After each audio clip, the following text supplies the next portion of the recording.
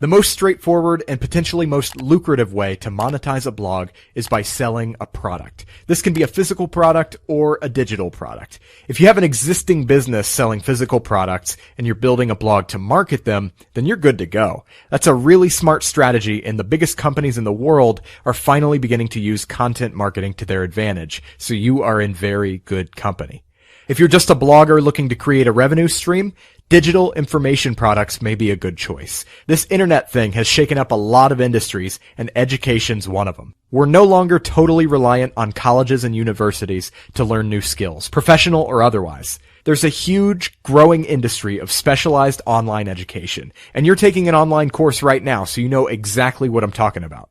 And if you have knowledge that other people want to attain, you can be part of this revolution.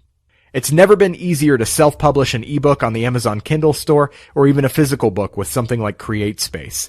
Same thing with video courses. If you have the chops and if you're willing to put in the work, your courses can find a home on platforms like Udemy or Skillshare, or you can even sell them on your own website using a WordPress plugin like CoursePress.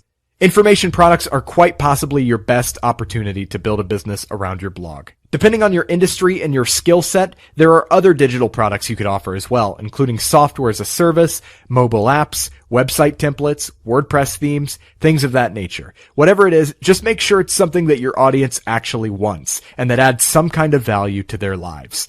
No amount of marketing can fix a bad product, so make sure you create something you can be proud of. The simple blueprint for selling a product looks like this.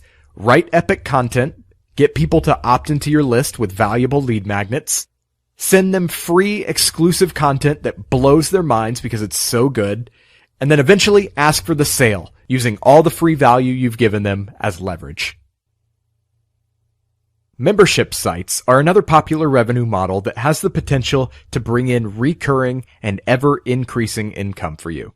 A membership site could offer a catalog of courses or an exclusive community or something like that, and people pay on a monthly or annual basis for access. I think membership sites can be a great opportunity, but they're a difficult sell. There are so many membership sites out there, and it begs the question, does the world really need another membership site? If you want to be successful with this model, you have to focus on providing some kind of unique value prop to differentiate yourself. And it may require more upfront work than something like an information product.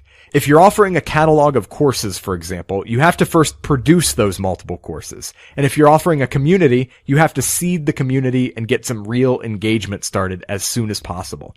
Nobody wants to join a ghost town community, especially if they have to pay for it. But if you're up to the challenge and feel you can bring unique value to the table, I say go for it. You can use plugins like Membership by WPMU Dev or MemberPress to get the job done. The sales process is very much like selling a product. You publish epic content, funnel people into your lists with free resources, provide value, and then say, hey, if you want to dive deeper, here's a membership where you can get X, Y, and Z. We live in a world based on systems where everything has to be scalable and everybody's obsessed with so-called passive income.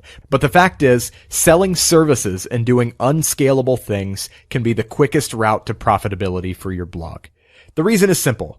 Client service businesses have very little overhead and require no upfront investment. You basically just say you're in business, land your first client, and start working. And building a service business on top of a blog is a really smart move because your blog showcases your expertise and proves that you're the right person for the job. You can offer one-on-one coaching, business consulting, graphic design, photography, or any other service that you have the skills to provide. By the way, a lot of people who offer services are afraid of giving away too much with their content. They don't want to reveal their secret sauce or whatever because they figure people will just do it themselves. I say don't worry about that. Give away everything you know for the DIY crowd, and plenty of people will still be willing to hire you to do it for them or hold their hand through the process. Ultimately, the more free information you put out, the more leverage you have. The phrase affiliate marketing has kind of become synonymous with the sleazy internet marketing guys who withdraw their life savings at Benjamin's, take an Instagram pic, and put it all back in the bank. You know the ones I'm talking about. But it doesn't have to be that way. Affiliate marketing with the proper disclosure and transparency can be an honest, lucrative way to simultaneously provide value to your audience and build a business around your content. Instead of creating your own product, you promote somebody else's product and earn a commission when members of your audience buy it. Simple enough, right? The best way to implement affiliate marketing as a business model is this. Find out which of the tools and services you use on a regular basis have affiliate programs and sign up. Then, as you're writing new content, particularly tutorials and how-to guides, recommend the necessary tools and products along the way, just like you would anyway, but link to them using your affiliate link. That way, when people follow your tutorial and purchase those products, you get paid. Be careful what you promote, though. Never promote anything that you wouldn't use yourself just because it offers a nice commission. It has to solve a real problem for people, and if it doesn't, they're going to remember you as the person who wasted their money. So only promote products you can personally vouch for. By the way, it's important for both ethical and legal reasons to disclose to your audience that you earn a commission if they buy. So be sure to include that as well. Advertising is probably the most popular revenue model in the blogging world because it's the easiest to get started with.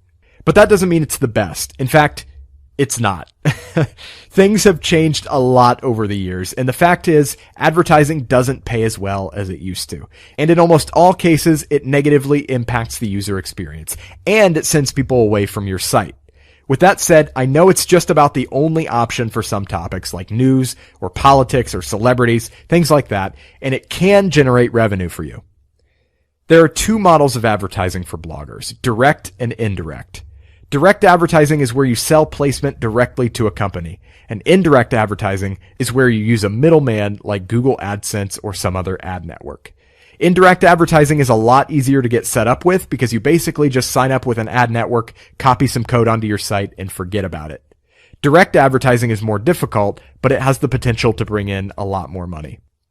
If you want to use an ad network, Google AdSense is obviously the most popular option, but it doesn't hurt to experiment with other platforms. I've had great results with Adversal and Media.net, both of which are display networks just like AdSense.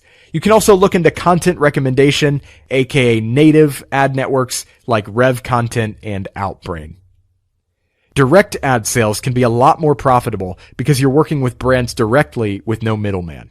To make it work, the first thing you'll want to do is put together a comprehensive advertising page on your site where interested companies can see your traffic stats, sponsorship options, and how to contact you. However, unless you have a lot of traffic, most of your sales won't come from people reaching out to you. You'll have to put on your hustle hat and start cold calling or emailing businesses whose target market matches your audience.